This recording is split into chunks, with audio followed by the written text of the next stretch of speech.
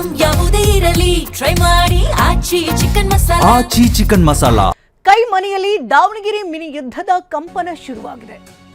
ಸಚಿವ ಜಮೀರ್ ಅಹಮದ್ ವಿರುದ್ಧ ಸಿಎಂ ಅಸಮಾಧಾನ ಹೊರಹಾಕ್ತಿದ್ದಾರೆ. ಹೈಕಮಾಂಡ್ ಕೆಂಗಣ್ಣಿನ ಕುರಿತು ಎಚ್ಚರಿಕೆಯನ್ನು ಕೊಟ್ಟಿದ್ದಾರೆ ಸಿಎಂ. ಬಂಡಾಯದ ವಿಚಾರವಾಗಿ ನಿನ್ನ ಮೇಲೆ ಹೈಕಮಾಂಡ್ಗೆ ಸಿಟ್ಟಾಗಿದೆ. ಹೈಕಮಾಂಡ್ಗೆ ನೀನೇ ಸರಿಯಾದಂತ ಸಮಜಾಯಿಷಿಯನ್ನ ನೀಡಬೇಕು ಅಂತ ಜಮೀರ್ ಎದುರು ಹೀಗೆ ಸಿಎಂ ಸಿದ್ದರಾಮಯ್ಯನವರು ಹೇಳಿದ್ದಾರೆ. ಪಕ್ಷದೊಳಗೆ ಜಮೀರ್ ಬಂಡಾಯಕ್ಕೆ ಪ್ರಚೋದನೆ ಕೊಟ್ಟಂತ ಆರೋಪಗಳನ್ನು ಮಾಡಲಾಗಿದ್ದು ಹೈಕಮಾಂಡ್ ಹಂತದಲ್ಲಿ ದೂರು ಸಲ್ಲಿಕೆ ಅಂತ ಸಿಎಂ ಬೇಸರವನ್ನ ವ್ಯಕ್ತಪಡಿಸಿದ್ದಾರೆ. ಇನ್ನು ತಮ್ಮ ನಿಲುವಿನಲ್ಲಿ ಸ್ಪಷ್ಟತೆಯನ್ನ ಹೊಂದಿದ್ದಾರೆ ಜಮೀರ್ ಅಹಮದ್. ಮುಂಬೈಗೆ ತೆರಳಿದ್ದಾಗಿ ಸಿಎಂಗೆ ಸಚಿವ ಜಮೀರ್ ವಿವರಣೆಯನ್ನ ಕೊಟ್ಟಿದ್ದಾರೆ. ಕೇರಳ ಚುನಾವಣಾ ಪ್ರಚಾರ ಹಾಗೆ ವೈಯಕ್ತಿಕ ಕಾರಣವನ್ನ ಕೊಟ್ಟಿದ್ದಾರೆ ಸಚಿವ. 2.5 ಗಂಟೆಗಳ ಕಾಲ ಸಿಎಂ ಜೊತೆ ಜಮೀರ್ ಮಾತುಕತೆ ಕೂಡ ನಡೆಸಿದ್ದಾರೆ. ಇನ್ನು ಟಿಕೆಟ್ ವಿಚಾರವಾಗಿ ಆರಂಭ ಆದಂತ ಈ ಕಾಂಗ್ರೆಸ್ ಬಂಡಾಯದ ಬಿಸಿ ತಲೆದಂಡಕ್ಕೆ ಟರ್ನ್ ಆಗಿದೆ. ಈಗ ಅಬ್ದುಲ್ ಜಬ್ಬಾರ್ ಆಯ್ತು, ನಂತರ ನಜೀರ್ ಅಹಮದ್ ಆಯ್ತು, ಇದೀಗ ವಸತಿ ಸಚಿವ ಜಮೀರ್ ಅಹಮದ್ಗೂ ಕೂಡ ಸಂಕಷ್ಟ ಶುರುವಾದಂತೆ ಕಾಣ್ತಾ ಇದೆ.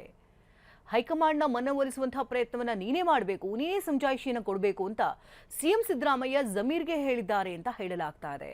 ಆದರೆ ತಮ್ಮ ನಿಲುವಿನಲ್ಲಿ ಜಮೀರ್ ಅಹಮದ್ ಸ್ಪಷ್ಟತೆಯನ್ನು ಹೊಂದಿದ್ದಾರೆ ಅಂತ ಹೇಳಲಾಗ್ತಾ ಇದ್ದು ಮುಂಬೈಗೆ ತೆರಳಿದಾಗಿ ಹೇಳ್ತಾ ಇದ್ದಾರೆ ಜಮೀರ್ ಅಹಮದ್ ರವರು. ಕೈಮನೆಯಲ್ಲಿ ದಾವಣಗೆರೆ ಮಿನಿ ಯುದ್ಧದ ಕಂಪನ ಈಗಾಗಲೇ ಶುರುವಾಗಿದೆ. ಎಲೆಕ್ಷನ್ ಏನೋ ಆಯಿತು, ಆದ ನಂತರದಲ್ಲಿ ಆಗ್ತಾ ಇರುವಂತಹ ಬೆಳವಣಿಗೆಗಳನ್ನು ನೋಡ್ತಾ ಇದ್ರೆ ಸಿಎಂ ಆಪ್ತೇಷ್ಟರನ್ನ ಇಲ್ಲಿ ಟಾರ್ಗೆಟ್ ಮಾಡಲಾಗ್ತಾ ಇದೆಯಾ ಅನ್ನುವಂಥ ಒಂದು ಸಂಶಯಗಳು ಕೂಡ ಮೂಡ್ತಾ ಇದೆ. ಜೊತೆಗೆ ಸಿಎಂ ಅವರನ್ನ ಸಮರ್ಥನೆ ಮಾಡ್ಕೊಳ್ತಾ ಇಲ್ವಾ, ಅಥವಾ ಅಲ್ಲೇನಾಗಿದೆ ಅನ್ನೋದ್ರ ಬಗ್ಗೆ ಒಂದು ಹೈಕಮಾಂಡ್ಗೆ ಮನವೊಲಿಸೋದಕ್ಕೆ ಸಿಎಂ ಸಿದ್ದರಾಮಯ್ಯನವರಿಂದ ಸಾಧ್ಯವಾಗ್ತಾ ಇಲ್ವಾ ಅನ್ನುವಂಥ ಪ್ರಶ್ನೆ ಕೂಡ ಕಾಡ್ತಾ ಇದೆ.